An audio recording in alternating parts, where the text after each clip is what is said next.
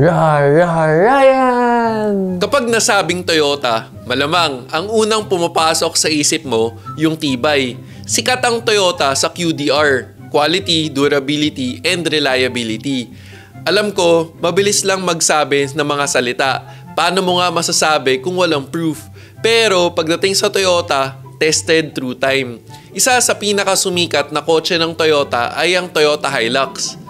Ano nga ba ang Hilux? Ito yung pick-up ng Toyota na nagkaroon ng ganitong klaseng mga commercials. 'Di ba? Iniiyakan. Talo pa heartbreak eh. At itong 2023, hindi pa rin tapos ang Toyota. Meron pa rin bago para sa current generation Toyota Hilux dito sa Pilipinas. At ito ang 10 things na malamang hindi mo alam tungkol sa 2023 Toyota Hilux GRS dito sa Pilipinas. Number 1. Ito pa rin ang 8th generation Hilux. At pag-uusapan natin anong special sa Hilux GRS na bagong labas itong September 2023. Number 2, made in Thailand. Alam mo ba ano yung isa pang Toyota IMV na gawa sa Thailand na binibenta dito sa Pilipinas? At speaking of IMV, number 3, IMV platform kasi ang Toyota Hilux. Ibig sabihin ng IMV ay Innovative International Multipurpose Vehicle. Tapos, ang mga kotse na kasama dito sa IMV platform ay either rear wheel or four wheel drive. Hashtag, alam mo ba, ang ibang mga IMV platform ng Toyota ay ang Toyota Fortuner, Innova at syempre, etong Hilux. Tapos, alam mo ba anong interesting kapag IMV? Hashtag, alam mo ba na may battery palang Hitachi na ang pangalan na ngayon ay Toflong Battery? Tapos, ang slogan ng Toflong ay the heart of the vehicle. Kaya dapat, literal na tough na at long-lasting ang battery nila. Mga Japanese talaga, masyadong literal. At ito rin ay ginagamit na OEM battery ng mga Japanese car brands. JDM, number 1. Number 4, ladder frame construction. Ganito ang itsura ng ladder frame. Isa pang pangalan nito ay body on frame. Kung sa katawan ng tao, may buto, tapos pwedeng ma-separate yung laman. Dati, ganito daw ang original design build ng mga kotse. Pero sa panahon ngayon, unibody na. Karamihan na gumagamit na lang ay pick-up at large SUV. Tapos hashtag, alam mo ba, Toyota ang pinakamaraming minamanufacture na body on frame SUV sa buong mundo. Tara, pag-usapan na natin ng mas specific pa para sa 2023 Hilux GRS lang talaga at anong mga design philosophies na meron dito. Naghahanap ka ba ng magandang engine oil para sa kotse mo? Liqui-Moly mo na yan! Tapos, Molygen para the best, para sa longer engine life and lower fuel consumption. Sa technology na Molygen, sure na maximized ang engine performance and engine protection to the molecular level. Kaya para sa next change oil mo, Molygen ng Liqui-Moly mo na yan.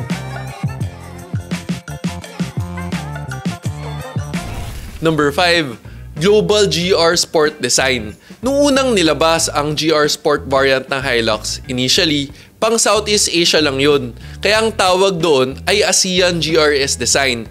Kung natatandaan mo, mga 2022 nilabas ang ASEAN GRS Design. Tapos, after lang ng ilang buwan, biglang lumabas ang Hilux Rogue sa Australia na wide body. Tapos, sa next number, mas mapag-uusapan natin anong meron dyan sa Hilux Rogue ng Australia. Number 6. Dakar Rally inspired ang Hilux GR Sport na global design. Kapag motorsports kasi ang usapan, mas seryoso at detailed sila sa bawat aspect ng design. Siyempre, mas optimized ang mga bagay-bagay for aerodynamics. Example na lang natin yung front grille. Siyempre, large front grille for maximum cooling. Tapos, signature GR grille design mesh. Tapos, yung wide body inspired ng Hilux Rogue ng Australia. Carried over rin dito. Pero this time, hindi lang siya basta design lang. May continuity na galing sa bumper design papunta sa over fenders for aerodynamics. Galing, no? Pagdating naman sa actual performance, number 7, 6-speed automatic transmission. Yan ang nakasulat sa brochure. Ang hindi nakasulat sa brochure, retuned ang transmission para mas sportier ang feel kapag accelerating. Same GD engine. Ang hindi nga lang sinasabi dito ay may engine upgrade ang 1GD engine 2.8-liter turbo diesel engine pagdating sa Hilux GRS. More or less, may 20 horsepower at 50 torque increase sa power nito. Tapos kapag may power improvement, dapat may improved stopping power rin. Number 8, rear disc brake na ang 2023 Hilux GRS at syempre, GR brake calipers ang gamit nila dito. Number 9, 17-inch GR wheel design. Kung tumitingin ka lang sa brochure at napansin mo ang ASEAN spec GR Sport dati, iisipin mo naka-80 na siya dati. Tapos biglang balik ordinary Hilux na 17. Hindi. This time, chunkier tires at GR Sport variant wheel design. Ang fearless forecast ko dito ay etong wheel design ay available lang kasi sa 17s. Kaya as of the moment, 17s. At ang ride? Number 10, GRS suspension. Tulad ng dating GRS na naka-dedicated monotube shock absorbers, ang sabi nila, ngayon, better tuned. May improvement rin pagdating sa handling at mas maganda ang steering response. At syempre, may bonus round tayo. Pagdating sa safety features nito, nakompleto na rin ang Toyota Safety Sense. May blind spot monitoring na rin at cross-traffic alert na wala dati.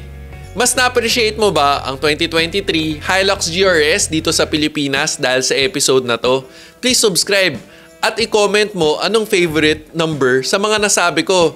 At para updated ka naman sa mga susunod na informative contents tulad nito, hit that notification bell.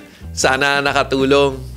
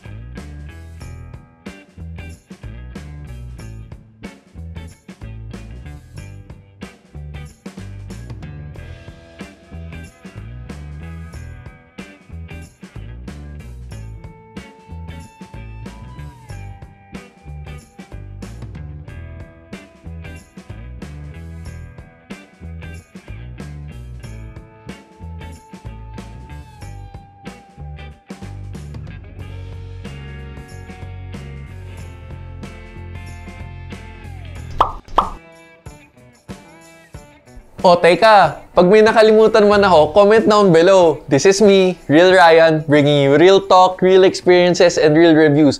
Don't forget to subscribe, like, and click the notification bell. Thank you for watching.